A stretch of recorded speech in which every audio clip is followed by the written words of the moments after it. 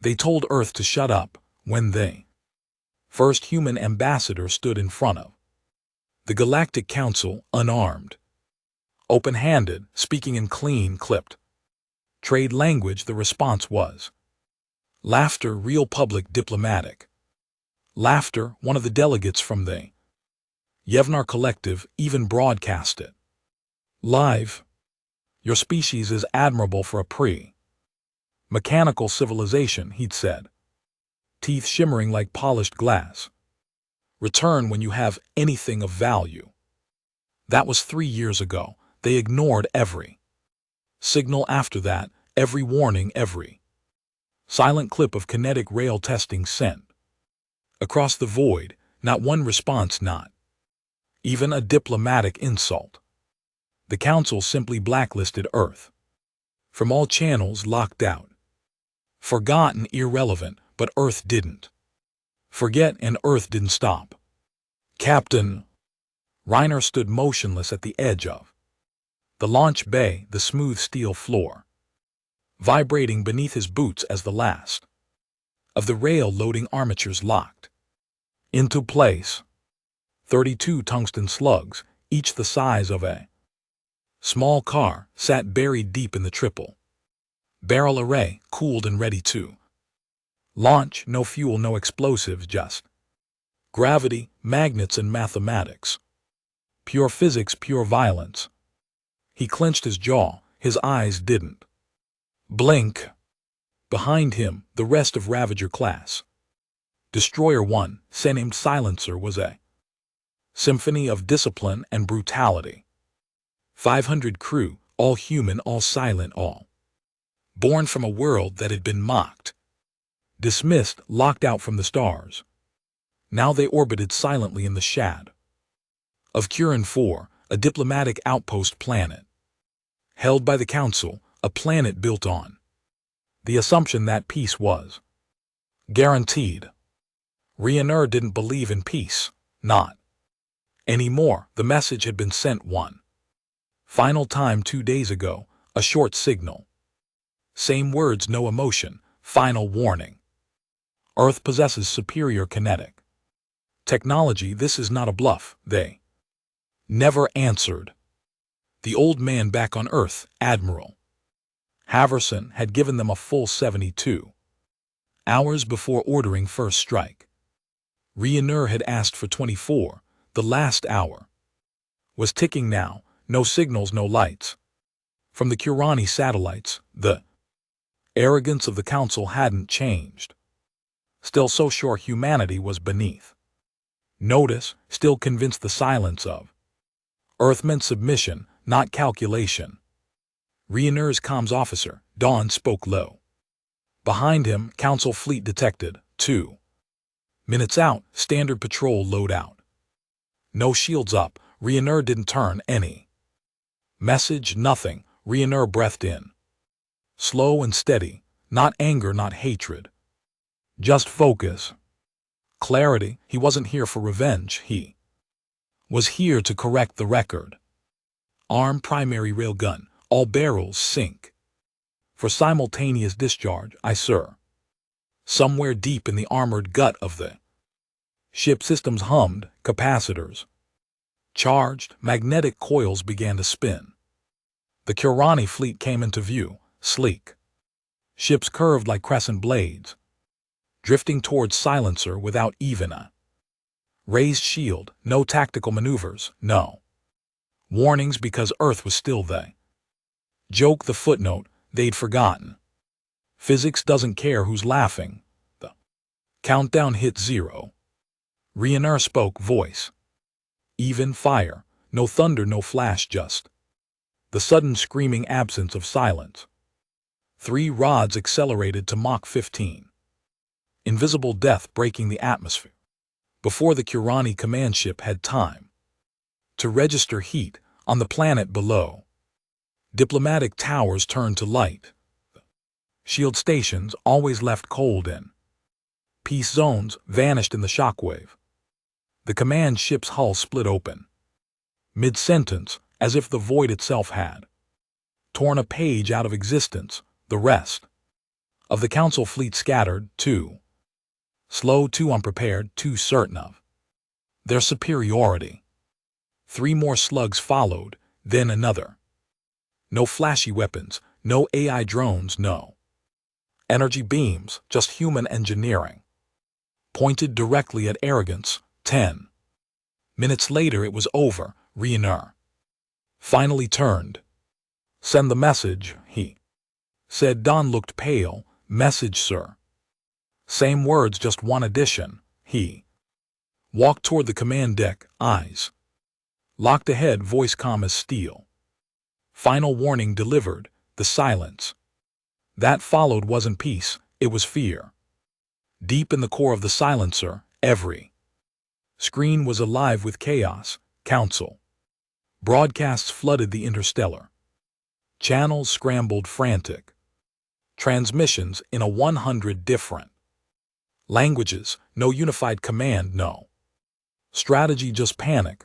After decades of unchecked dominance, the Galactic Council was finally tasting its first loss, and it wasn't against another empire, it was against a rogue backwater species they'd thought barely capable of orbital flight. They'd seen missiles before, lasers, plasma, even gravitational weapons, but nothing like this.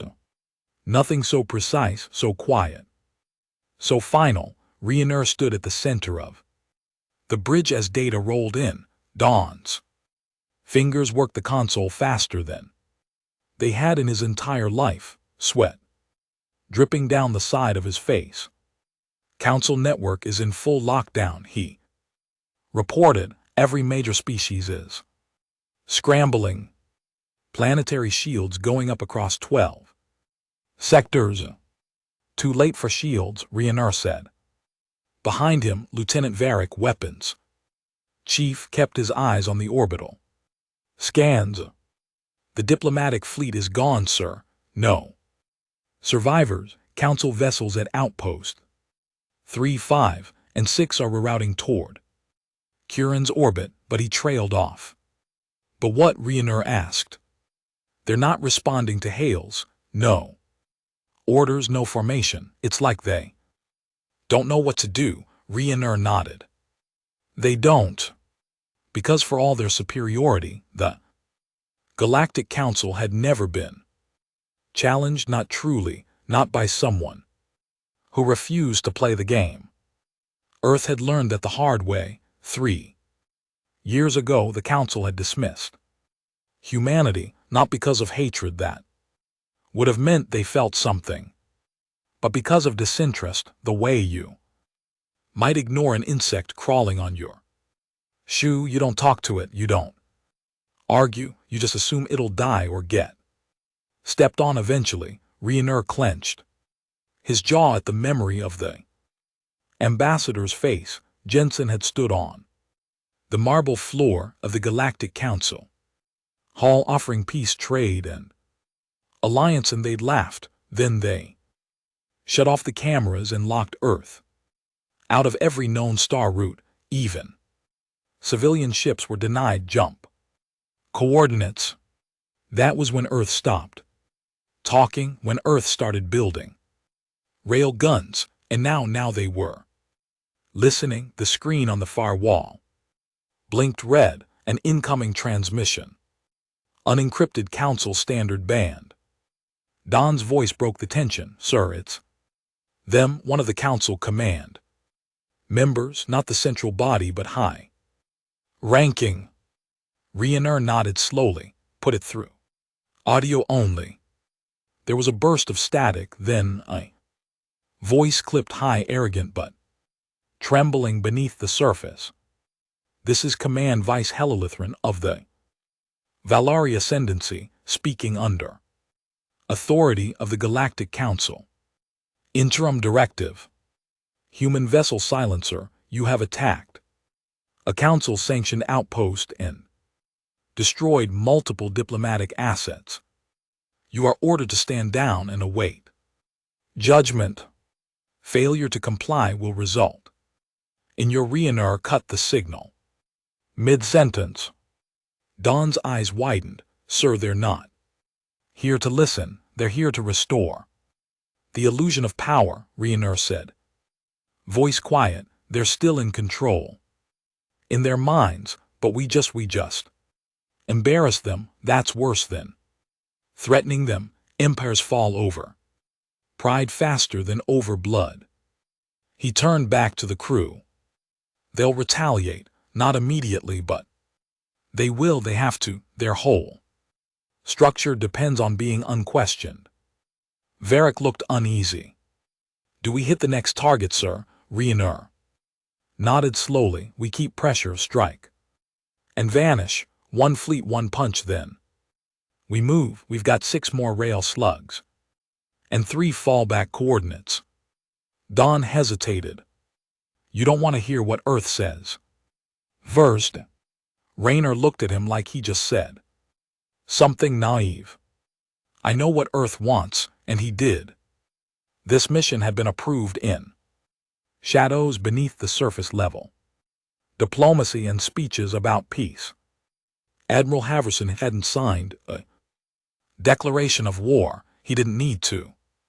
The old man just handed Ryanair one line of orders burned into encrypted memory.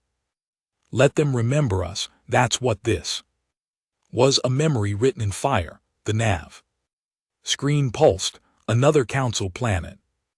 Tellus Prime, a communications relay hub, rotated slowly in the projection. Shield status offline, fleet presence minimal. Ryanair's lips tightened. The council hadn't thought to defend the soft organs of their empire. He pointed. Plot jump. Coordinates to Tellus Prime. Silent run. I want us out of this system in 3 minutes. The jump was clean, instant. 1 second they were floating in the ashes of Curan, and the next they were 2 million km above a lush green planet, spiraling with data traffic and orbital tethers. No warships, no patrols, just station rings, corporate diplomatic. Soft targets. Ryanair exhaled through his nose. They'd done this to themselves. He thought back to when he first volunteered for this mission, not even a real mission back then, just a possibility, a what-if scenario if diplomacy failed. He remembered the meeting with Admiral Haverson in that dark concrete bunker under Oslo. No press, no cameras, just 2 men and a grainy satellite image of a council cruiser hovering above an Earth civilian colony, a colony that later accidentally went dark. They'd never confirmed the council did it, but they'd buried the dead. Ryanair turned to Dawn. Target the comm towers, non-civilian, no scatter damage. Varric was already plotting trajectories. Slugs 2 and 3 armed. Ryanair stared out the viewport. It looked like paradise. Tellus Prime was the kind of world humans used to dream about. Colonizing, oceans the color of sapphire, grass like soft moss spread over rolling hills, beautiful, untouched, and owned by a species that had denied Earth water rights for 6 years. Fire, Ryanair said. 2 slugs dropped from orbit like angry gods. They punched clean through the towers, then buried themselves in the sea. No explosions, no flame, just craters where power stations used to be, and a world thrown into terrified darkness. Then they jumped again.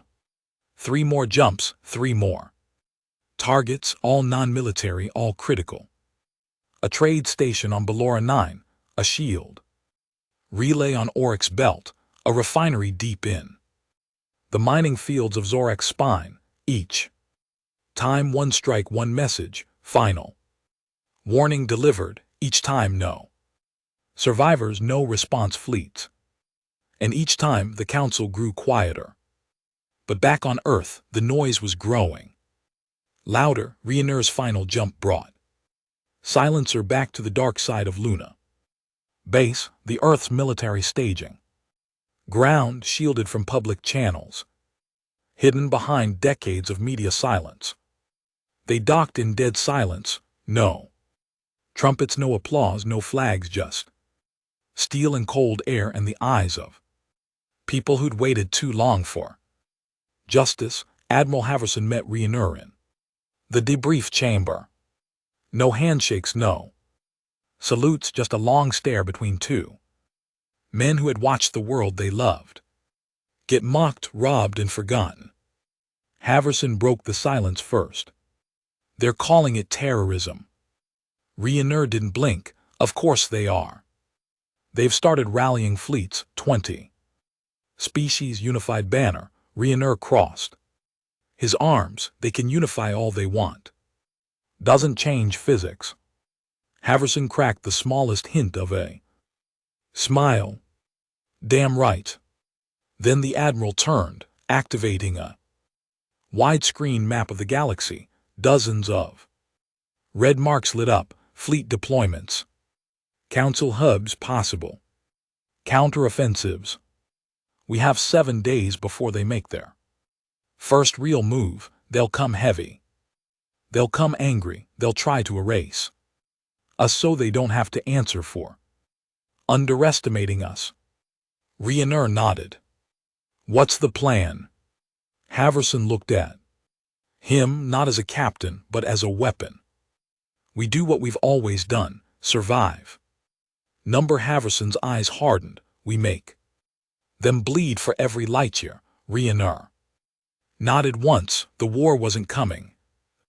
War had already started. The news was everywhere, every underground comm, every pirate relay, every outlawed feed. Across the galaxy, they were all broadcasting the same thing. Earth had struck back, and the blow hadn't been surgical, political, or diplomatic. It had been brutal, one-sided, and utterly unapologetic. The silencer strike runs had left 6 council installations in ashes and dust. No flashy energy weapons, no AI super warfare, just metal slugs moving faster than the eye could track, delivered with the precision of an orbital sniper. For the first time in 1,000 years, the Galactic Council had suffered losses from an unapproved species, a species they hadn't even bothered to classify as Tier 2. Now Earth was no longer a planet, it was a problem. Back on Luna base, Captain Rainier walked through the iron corridors like a man on borrowed time. The hum of gravity generators echoed in the walls, and everywhere he looked, men and women were moving fast, speaking low and preparing for something no one had the guts to name out loud. War, real war, not border skirmishes, not trade disputes, not proxy battles on distant moons. This time the target was us. As Rainier entered the command deck, the room quieted. Haverson was already there, flanked by senior officers, all watching a live projection. The display showed 12 council fleets, all mobilizing in tight formations, colors unified under a single banner. The core accord, a new name, a new war.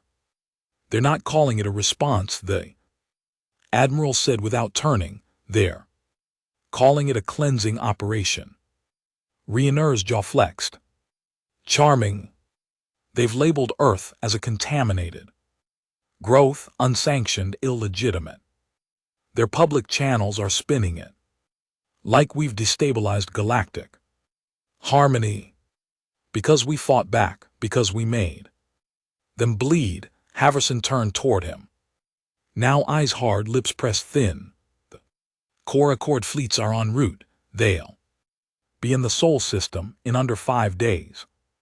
37 ships, at least 15 cruisers. We believe 4 of them are siege class. Rainier stared at the screen, cold calculation behind his eyes. How many rail guns are operational planet side? 5, 3 more coming online within 72 Hours 2 on Luna, 1 mobile platform. Above Mars in silencer. Rearmed refit, ghost mode enabled. Ryanair nodded once, then we make the first move again. There was a pause. The room shifted, a young officer. Lieutenant Grays cleared his throat. With respect, sir, they outgun us 10-1, maybe more. We won't win a head-on battle. Ryanair looked at him like a man inspecting a cracked rifle, who said, "Anything about head-on?" He stepped forward, tapping the display, shifting the fleet map into a 3D. Overlay points lit up, refueling. Stations, cargo relays, data beacons. These aren't war fleets, they're ceremonial, political. Built for intimidation and parade. Routes. Their crews are used to dominance, not resistance. You cut off their fuel, you blind their nav, you take one cruiser out of the formation, and the whole thing crumbles. Grays looked unconvinced. And if they don't, then we fire until we're empty, then we ram, then we bleed. But they'll remember.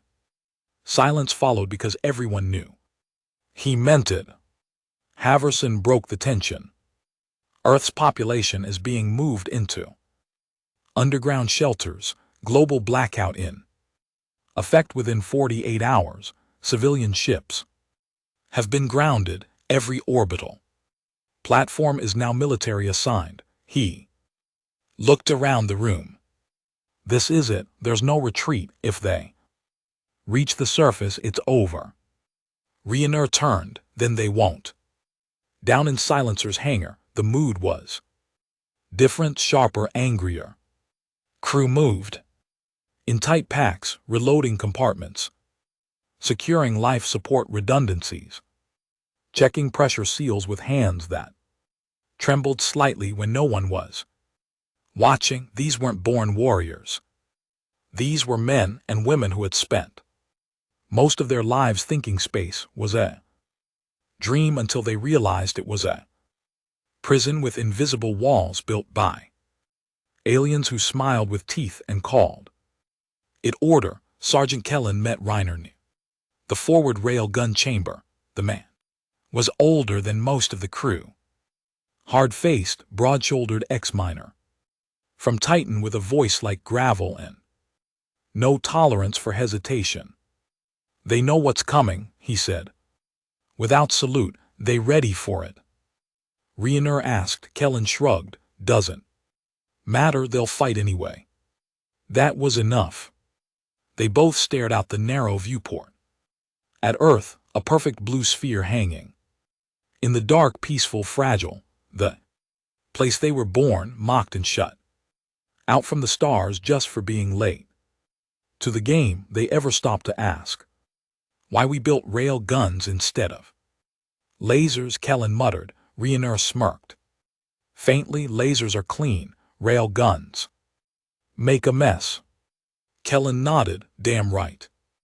Meanwhile, far across the galaxy aboard the flagship Verlian, Vice High Lord Kazir of the Council paced the gilded floor of his command deck, tall, elegant, and bred from a long line of diplomats turned conquerors. He did not yell, he did not rage, but he burned with quiet humiliation.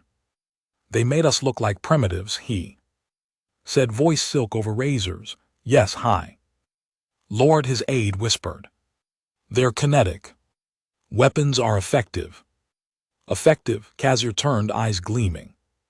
They killed ambassadors, governors, commanders without warning, without permission, without process. He walked to the central display. A rotating 3D model of Earth hung in the air. I want that world silenced permanently. No survivors, no martyrs. We will remove every structure, every signature. We will rewrite their star from the charts. Yes, High Lord, and when the last of their kind is dead, we will thank them for reminding us what war feels like. Back on Earth, as the countdown ticked past day 2, Rayner stood at the edge of the old Seattle ruins. Decommissioned civilian city now turned into a ghost town, streets empty, glass towers hollowed out, every light shut off to avoid detection from orbit. The sky was quiet, too quiet. Command says we've got 30 hours, Don's voice said through the earpiece. Then they'll be in range. Rayner didn't respond. Right away, he looked up at the stars, invisible now behind the blackout. Protocols, somewhere out there, ships the size of cities were crawling closer, with enough firepower to turn continents to dust, and all that stood between Earth and annihilation was a few ships, a handful of rail guns, and the will to say not today. He tapped his earpiece. Load slug 6 into silencer. Prep stealth jump. We're not waiting for them to knock. Midnight. The silencer was cloaked in ghost mode, slipping past deep space satellites like a shadow through fog. No lights, no signals, no trace. Rayner stood in the CIC as the enemy fleet loomed ahead, barely detectable. Slow, majestic, arrogant. They had no idea Earth was watching, no idea a ray gun slug was already locked, calculated, aimed directly at the Virilian's command bridge. Rayner exhaled. Fire. There was no sound in space, but the effect was deafening. The flagship cracked open like an egg dropped on concrete. A second later, the signal from the Council's primary comm link went dead. Inside their formation, panic spread like fire. Retreat vectors activating, shields going up, scatter formation initiated. It was chaos. They had trained for war, not loss, and Earth had just taught them both. The scream of the proximity alert cut through silencer like a blade. Multiple contacts breaking stealth. Sector 4 closing fast. Don's voice cracked as he shouted over the growing alarm. Those aren't scouts, they're warships. Council signatures confirmed. Captain Rayner didn't flinch. He was already moving. Shut down ghost mode. Bring all systems to combat red. Tell Luna Base they've broken through. The lights on the bridge shifted from blue to deep crimson. The hum of railgun capacitors charging echoed through the ship like a heartbeat. Every crew member snapped into motion with the kind of speed that only came from knowing this was no drill. There were no simulations anymore, no rehearsals. This was it. Across the stars, Earth's worst nightmare had finally arrived. At Luna Base, Admiral Haverson stood before a hollow map pulsing red with a dozen enemy signatures like bleeding wounds scattered across the void. His weathered hand hovered over the control pad, eyes scanning each approaching vessel. They've split formation, his intelligence officer said. 4 in decoy vector, the rest are descending straight towards the Earth-Luna corridor. Speed high impulse. They're done posturing. Haverson exhaled.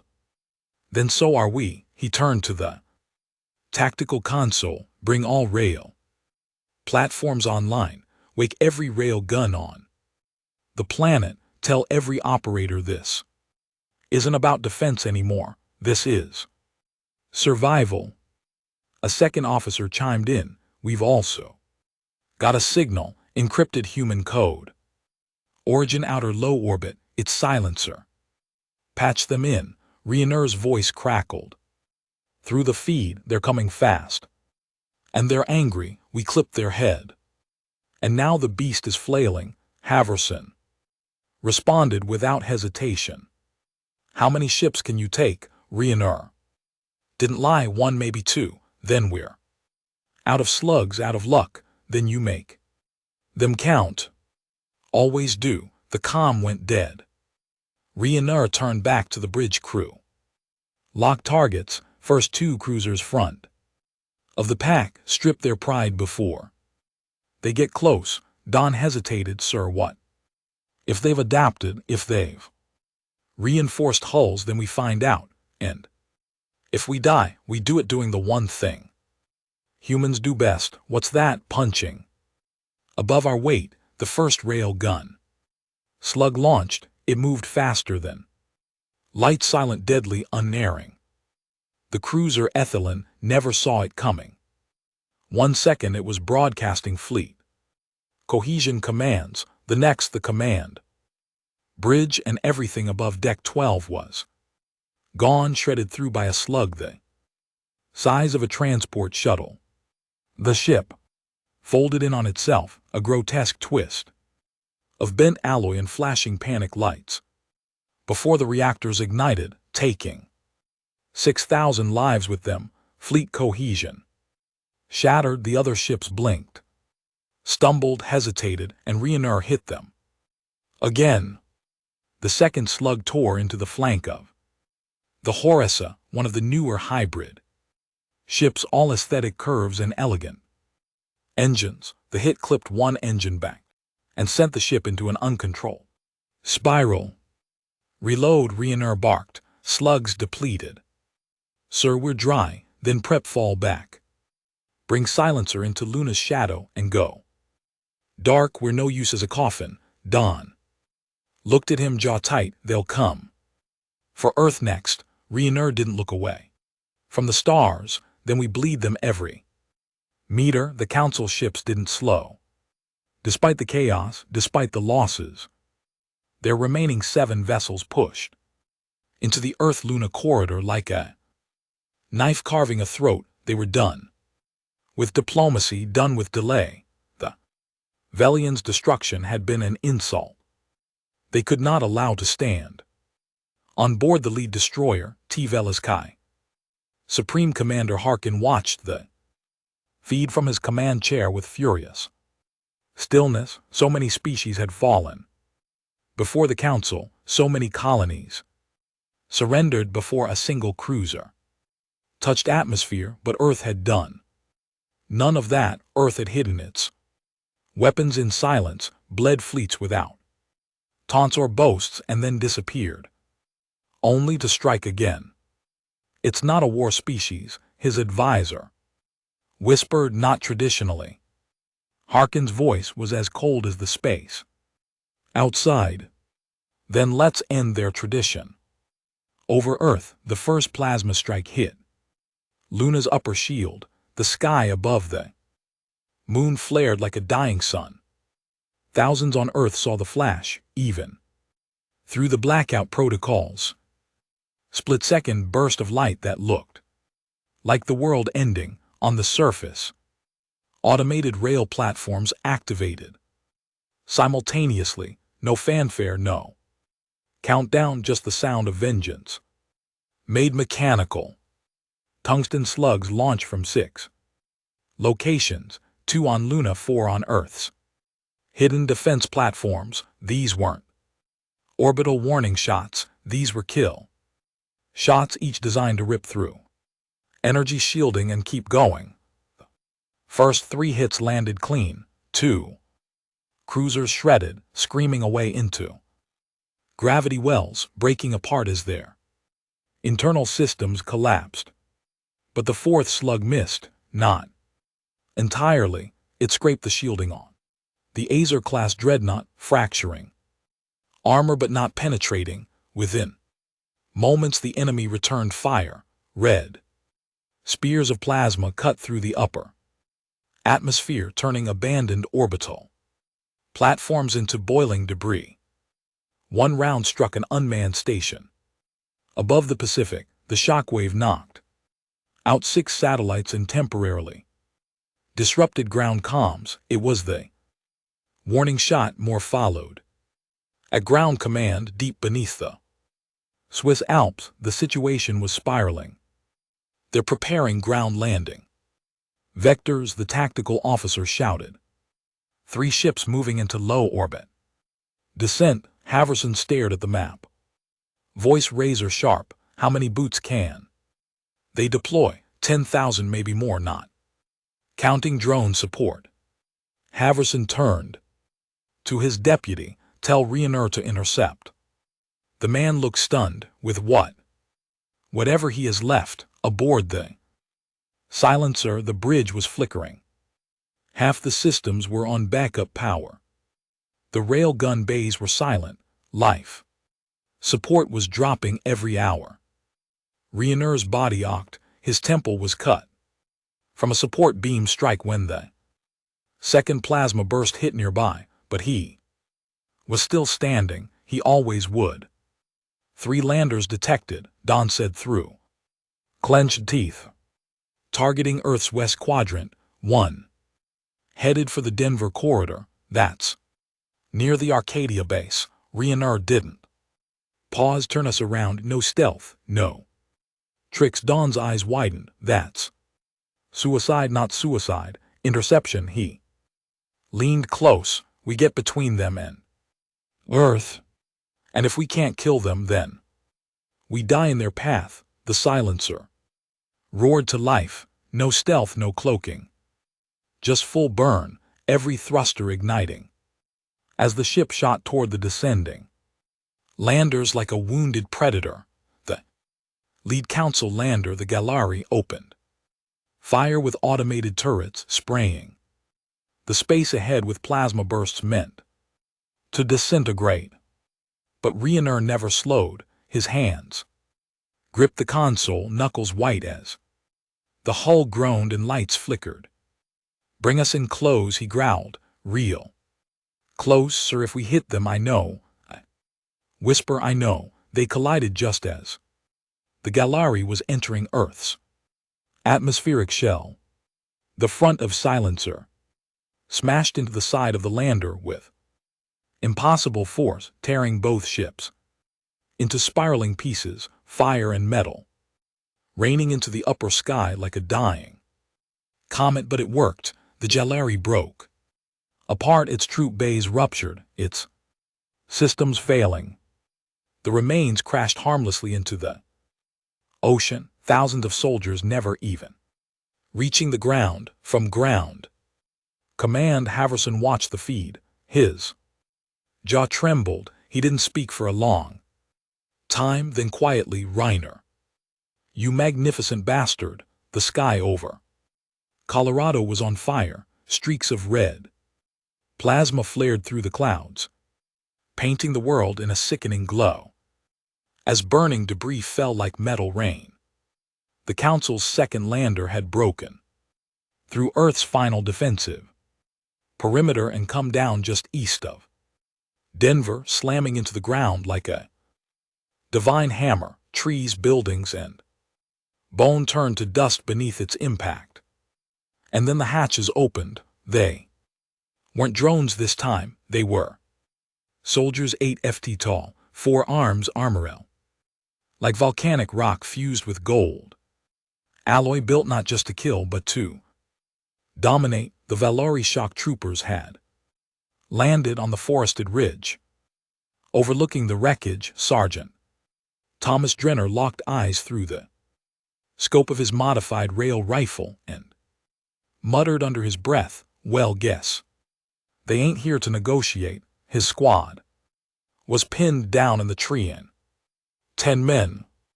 No air support, no evac, no artillery. Just scavenged rifles, reinforced ammo, and a deep-rooted refusal to die quietly. Drenner spat in the dirt, pushed his back against a tree, and whispered into the radio, command, this is Echo 1. Enemy has landed, full-sized, 24. Dismounts confirmed, heavy armor. Engaging, static. Then the voice of a woman, cool, sharp, clenched with tension.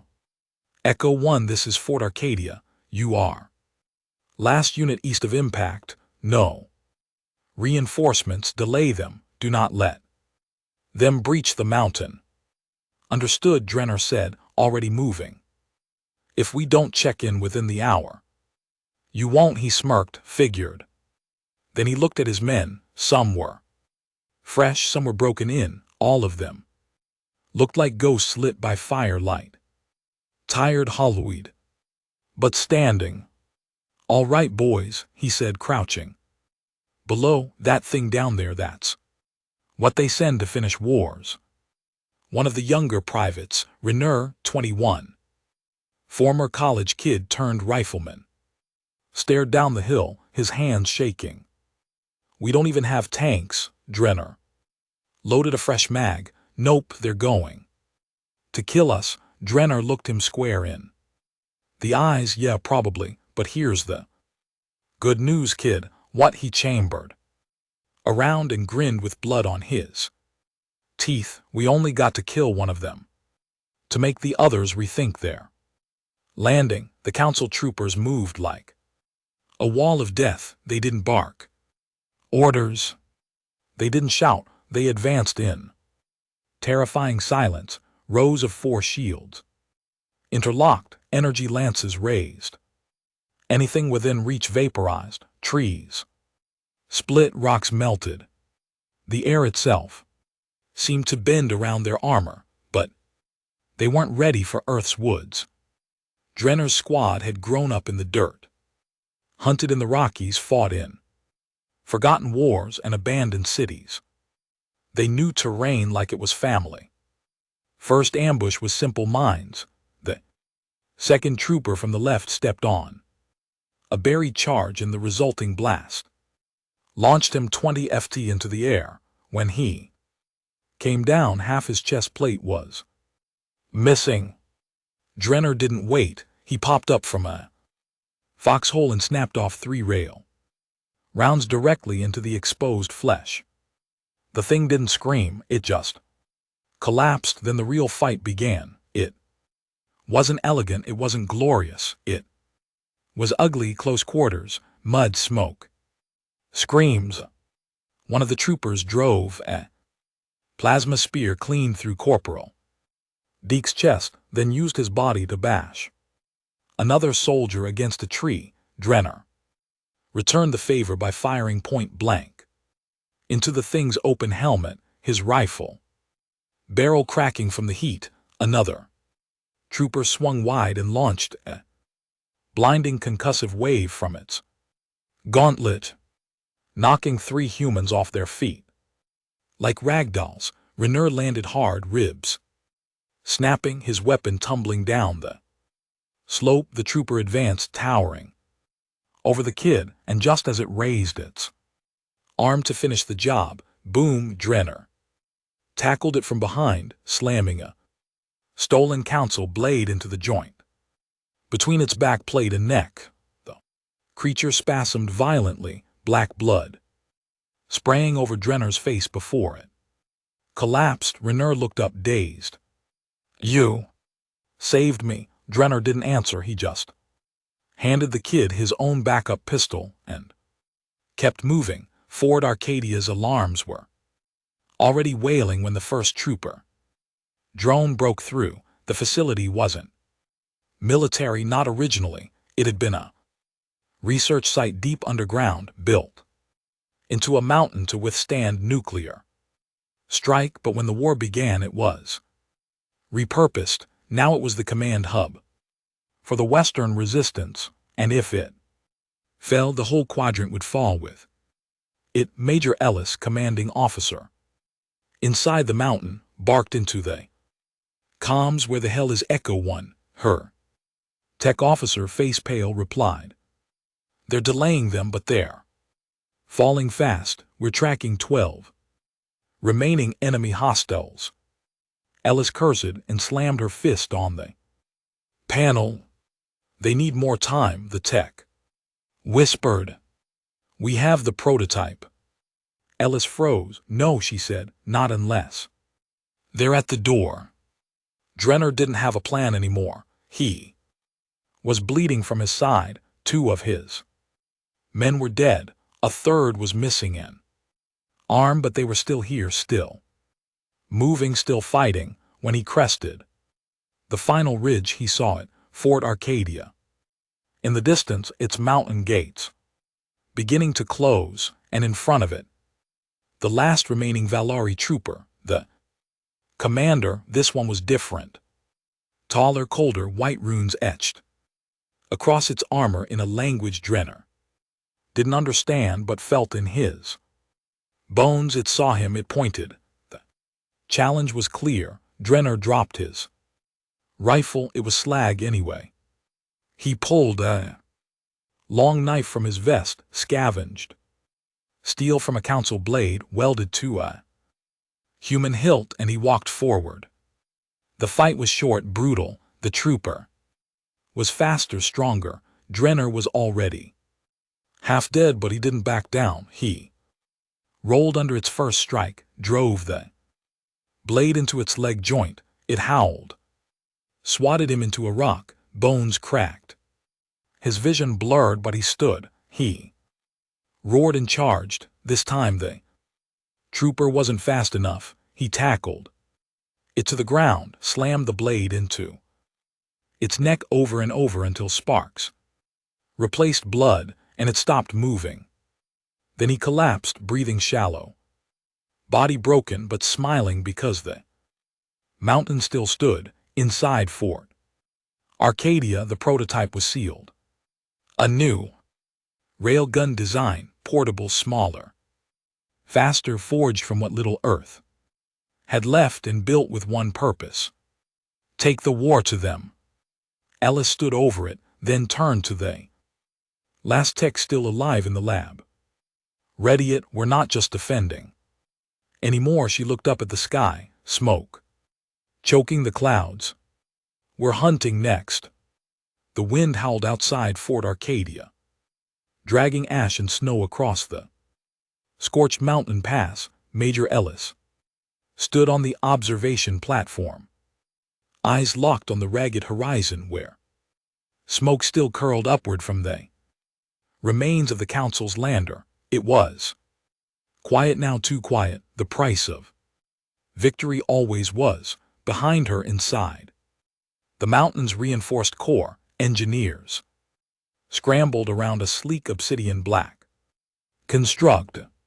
It looked like a tank, but longer, leaner, more angular. No visible weapons, no tracks. It hovered silently above the metal floor, humming with dormant power. Project Thorin, humanity's first mobile railgun platform. Not a ship, not a drone, a one-of-a-kind atmospheric strike vehicle designed to move through terrain and leave nothing standing. Built from salvaged enemy alloys and human ingenuity, and it had never seen live combat until now. Status? Ellis asked without turning. Her chief engineer, a rough-skinned man named Brixton, wiped grease from his forehead and answered through a clenched jaw. She's ready, you sure? He gave her a look. I've been sleeping under her belly for 3 years. She sneezes, I know it. Ellis finally turned. Good, because in 12 hours we're hitting back across the galaxy. The council was in shambles. The Core Accord had lost more capital ships in 2 days than in the last 2 centuries. Entire species were demanding explanations. Trade routes had collapsed. Refugee lines clogged the outer systems. The illusion of order, the lie of eternal dominance, had cracked, and fear was spreading like rot through their hierarchy. Inside the newly reformed war chamber on Volley's crew, a planet-sized fortress moon built from pure obsidian, the elite council members gathered beneath a vatted ceiling lined with gold and starlight. Supreme Commander Harkin, bruised and bitter, slammed a gauntleted hand on the table. You told me Earth couldn't sustain war. A bureaucrat, tall, translucent-skinned, draped in ceremonial robes, bowed slightly. We underestimated their manufacturing base. No, Harkin snapped. You underestimated their rage, and now we've buried fleets because of it.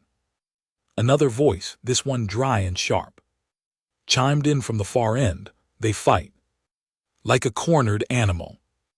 Harkin's gaze turned cold. No, they fight like something that remembers pain. He turned toward the war table, a galaxy map glowing with red zones that hadn't existed a week ago. We're not containing them anymore. We're being hunted back on Earth at the edge of the crater where the second lander had fallen. A convoy moved through the wreckage like a ghost, 4 APCs, 2 gun trucks, and in the center, Project Thorin, hovering above the road like it didn't care about gravity anymore. Around it, the survivors of Echo 1 rode in silence.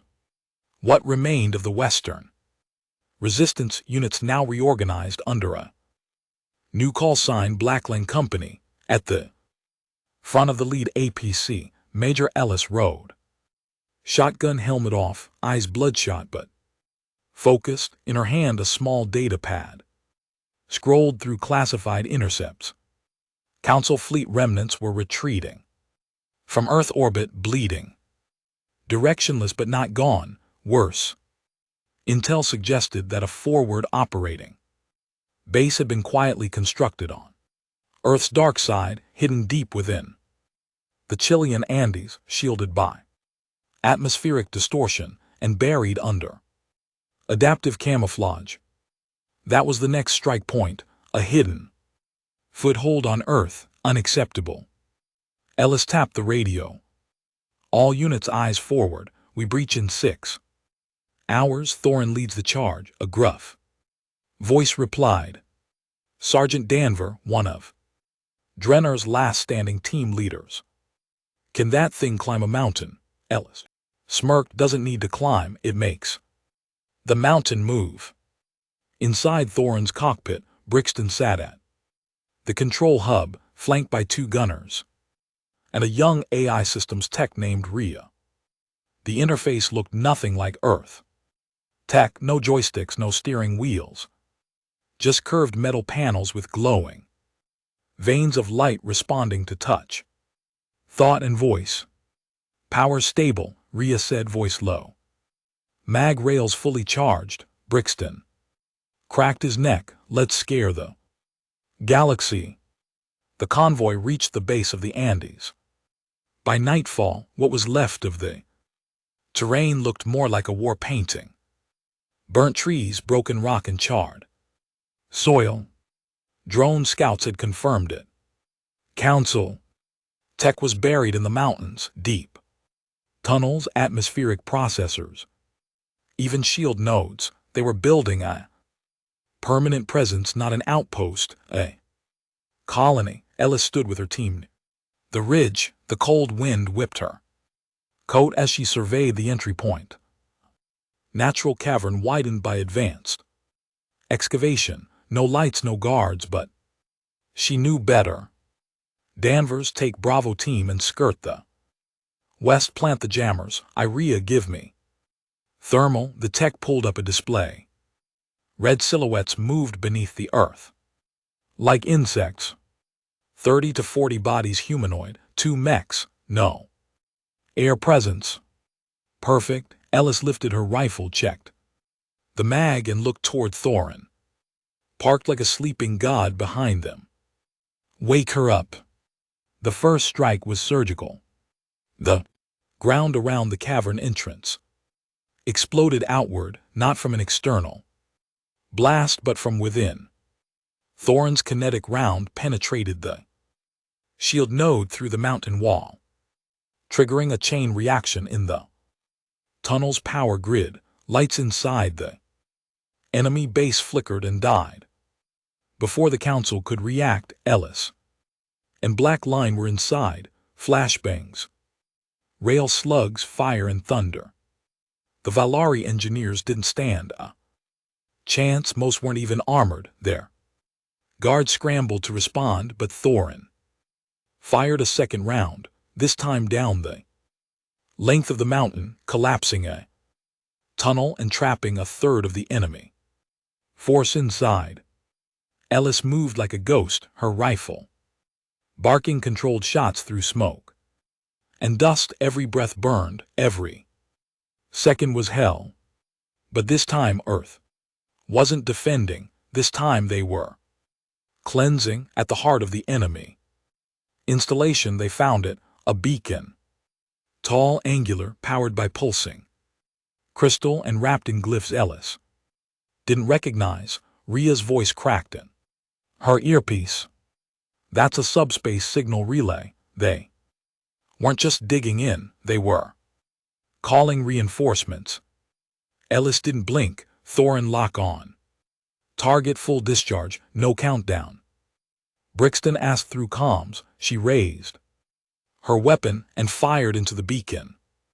Herself, I am the countdown. Thorin's final shot ripped the relay out of time. No fire, just absence. A hole in the world, sucking in light and sound until it collapsed with a thunderous imploding scream. Hours later, as the sun rose behind them, the mountain was still trembling. Ellis stood at the edge of the smoking valley, face stained with dirt and blood, and let the silence settle in. Behind her, the surviving members of Blackline gathered. They'd lost more people, they always did, but this time it had been worth it. The council had built a doorway, and Earth had slammed it shut. In the orbit above Earth, what's left of the council fleet watched the mountain burn from a distance. Admiral Vethorn, highest surviving military official, turned to his second in command. They took it. Yes, sir. He said nothing for a long time. Then what? Now the aide hesitated. We regroup, plan retaliation. Vethorn shook his head. No, we warned them. The aide looked confused. Vethorn stared at Earth, voice low. You can kill rebels, you can crush uprisings, but you can't stop a species that learns to love war. The War Council room beneath Luna base was dim, silent, and heavy with gravity, the literal kind and the other kind, the kind that sat on shoulders, behind the eyes, in every clenched jaw and sleepless stare. Major Ellis stood at the center, flanked by Admiral Haverson, and across from her, seated alone behind reinforced shielding, was a traitor. He looked human, but he wasn't. His skin was pale, translucent under the lights, not like a ghost, but like something built to pass. His eyes were too steady, his words too clean. The name he gave was Creel. Start talking, Ellis said coldly, arms folded. Creel didn't blink. You already know what I am. I know you were found near the wreckage of a Valari command pod, wearing a dead man's uniform, carrying Earth access codes we never issued. That's not all I carry, he said quietly. Ellis glanced to Haverson, who nodded. Once she stepped back, the Admiral took the lead. You're a hybrid, Haverson said, genetically engineered. Council-born but human-shaped. Why? Creel smiled faintly. Because the Council studies its enemies, and the only thing that terrifies them more than your technology. He tapped the railgun schematics laid out on the table. Is the part of you they can't predict, which is your rage, your memory, your instinct to fight back even when you've already lost. Ellis narrowed her eyes. So what's your angle? Creel leaned forward, eyes locked on hers. I want to help you bring it all down. 12 hours later, Operation Godfall was green lit. Not a raid, not a test, an invasion. Target Val Crux, the fortress moon, housing the remnants of the Council's inner leadership. Intelligence confirmed by Creel showed cracks in their defenses, shield generators being rooted, command structures fragmented, and internal factions turning on each other. They're unraveling, Creel said during the final briefing, but not fast enough. If you strike now with Thorin and Orbital cover, you won't just beat them. You'll break the idea of them, Admiral. Haverson stepped to the war table. Surrounded by Earth's top surviving military minds, he pointed to the weak spot, a polar trench housing a command. Nexus buried deep beneath obsidian. You hit here, Alverson said. You drop hard. You cut the head off, then you hold it. Until the world watches their leaders fall. Ellis looked at the hologram, cold, focused. And if they don't fall, Haverson met her stare. Then you bury them in their own damn fortress. 3 days later, the first human fleet in history to leave Earth space on an offensive mission slipped silently into hyperspace. 3 cruisers rebuilt from salvaged Council wreckage and retrofitted with Earth's now perfected rail systems. 2 escort frigates carrying drop pods, mechs and troops, and in the center, silent, hovering, humming with cold purpose, was Thorin. Ellis stood aboard the flagship, resolute, her armor black and stripped of insignia. She didn't wear rank anymore, only resolve. Rhea was at the Opie's table, tracking jump progression. Brixton was already aboard Thorin, now more machine than man, half his body rebuilt after the last assault, and Creel was watching the stars. Council signal intercept, Rhea called out. They know we're coming. Expected, Ellis replied. Any fleet movement, negative, internal traffic. Suggests civil breakdown, one faction trying to seize power before we arrive. Ellis smirked. Let's give them something to fight about. They dropped out of hyperspace into chaos. Val Crux, once the crown jewel of the Galactic order, now glowed with internal fires. Defense platforms were offline.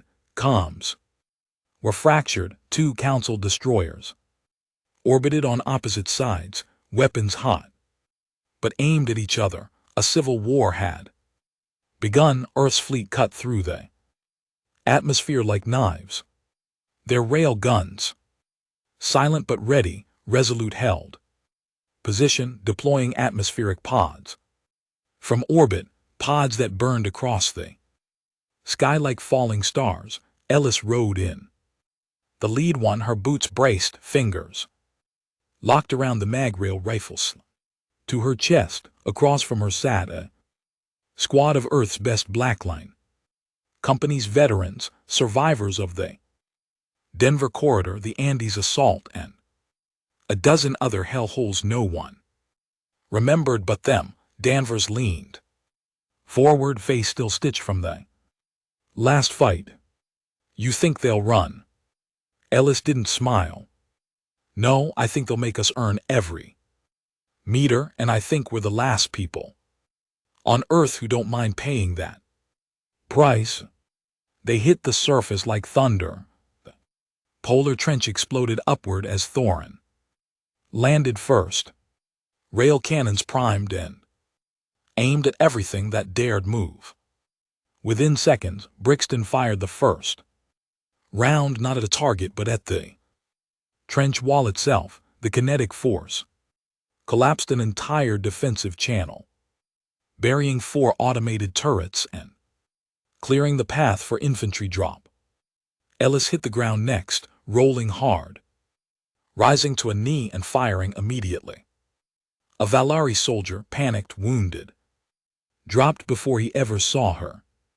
Blackline moved like demons through the trench, no hesitation, no mercy. This wasn't diplomacy, this was debt collection. Inside the fortress, Creel moved with quiet familiarity, leading Rhea and a small intel team through winding obsidian corridors. The air was heavy with smoke and panic. They'll protect the Nexus room, he warned. That's where the Council votes, where they record legitimacy. Why not destroy it? Rhea asked. Because Earth doesn't need to erase them, Creel said it needs to replace them. She understood symbolism. A new voice from the seat of power. Meanwhile, in the lower barracks, Black Line was bleeding. A counterattack surged from below, heavier troops. Walkers, drone swarms, Earth soldiers were tough, gritty, but not invincible. Danvers took a hit to the shoulder, screaming through gritted teeth as Ellis dragged him into cover. "We're getting boxed in," someone yelled. Ellis scanned the ridge above them, saw the shimmer of camouflage turrets powering up. They were about to be slaughtered, unless... "Thorin, this is Ellis. You reading me?" Brixton's voice came back through grit and static, loud and clear. "I need a goddamn miracle. You'll get to." A second later, Thorin launched vertically, using built-in grav thrusters to leap over the trench. Midair, its dual-rail cannons rotated downward and fired. The impact shredded the trench wall and every enemy contact on it. The blast blew out a chunk of corridor the size of a shuttle. The ground shook like the moon was cracking open. Black Line regrouped, pushed forward. At the core of Valiscrux, the Nexus room pulsed with light, golden arcs of energy flowing between ancient spires. The surviving council members had gathered in panic, many shouting, others weeping, and a few holding weapons, hoping for an impossible fight. The doors opened and Creel walked in, followed by Ellis, Rhea, and 24 armed humans. No words were spoken for a moment, then Ellis stepped forward. "You've ruled long enough," a tall Valari ambassador sneered. "You think this makes you powerful? You're still outnumbered." Ellis didn't raise her voice. "We're not here to negotiate. We're here to make sure no one like you ever sits in this room again." One council elder raised his hand as if to cast some final vote. Rhea shot him in the throat. Ellis turned to Creel. "Transmit it." He nodded and pressed the beacon console. A signal burst from the chamber. "Encrypted, permanent. The council has fallen. The chamber is open. Earth now speaks." Above the planet, Resolute picked up the signal. Admiral Haverson stood with his hands folded behind his back, watching the live feed of Ellis standing over the ruins of the most powerful room in the galaxy. He turned to his crew. "History just changed." Valcrux was still burning when they raised the Earth flag, not a pristine banner, not a global consensus, just a torn ash streak standard sewn from the uniform sleeves of the dead, planted the fractured floor of the Nexus room, where 1,000 alien voices once debated peace while ships burned in silence outside. Now the silence was different. It wasn't shame, it wasn't fear, it was waiting. Major Ellis stood at the center of it, her armor caked in blood, dust, and the kind of exhaustion that didn't wash off. Around her, Blackline Company held the chamber like holy ground, rifles ready, eyes sharp, not for enemy troops anymore. Those were gone. Now they were watching each other, because when power changes hands, friends start to look like suspects. Creel approached quietly, his steps too smooth for a war zone, his hybrid face unreadable. He didn't wear armor. He didn't need to. His defense had always been knowledge. "They've stopped shooting," he said. Ellis didn't look at him. "They're waiting to see if we shoot next. They're afraid." "No," she said. "They're calculating." She turned to him then, eyes hollow but locked. "What happens now?" Creel paused. "Then we either become what we just destroyed, or we build something worse." Back on Earth, the world didn't cheer. There were no parades, no victory broadcasts, just quiet acknowledgement. And the Grim returned to rebuilding. Cities were still rubble, oceans. Poisoned skies cracked with orbital debris, but one thing had changed. Nobody was coming to enslave them anymore. Haverson sat alone in the war room beneath Luna Base, watching the live feed from Valaskrux, Ellis giving her first address to the galaxy from the council's seat of power. She didn't call herself a queen or president or chancellor. She said one word: representative. Not of power, of pain. We didn't come to rule you. Her voice echoed through broken satellites and silent listening posts across 10,000 worlds. We came to make sure you never forget that we bled. She paused. And if you make us bleed again, we'll make you regret remembering our name. Then the feed cut. Simple. Unforgettable. Human.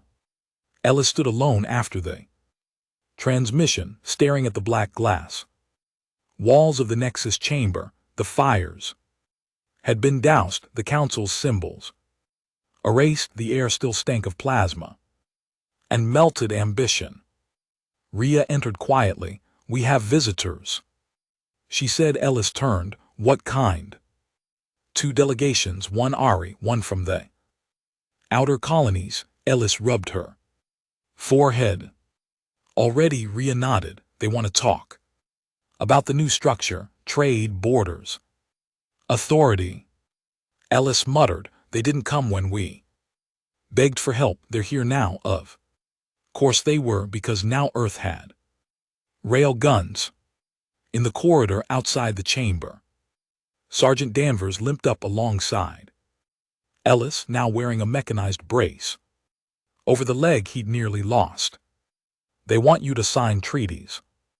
Ellis didn't answer. They don't get it, he said. We're not here to build an empire. We just didn't want to die with our hands tied behind our backs. Ellis finally spoke, voice low. We were mice in a room full of lions. Then one day we brought a hammer. Danvers chuckled darkly. What's the plan? We stay dangerous, we stay honest, and we never let them forget what happens when you ignore a cry for help. Hell of a legacy. She looked out at the stars through the jagged glass of the broken dome. No, it's not a legacy. She turned to him. It's a warning.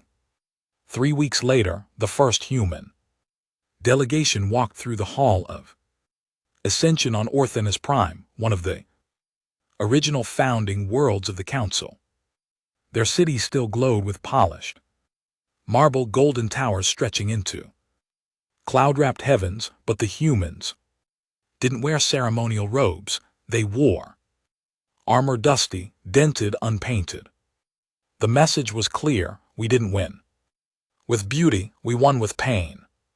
Some species applauded, others bowed.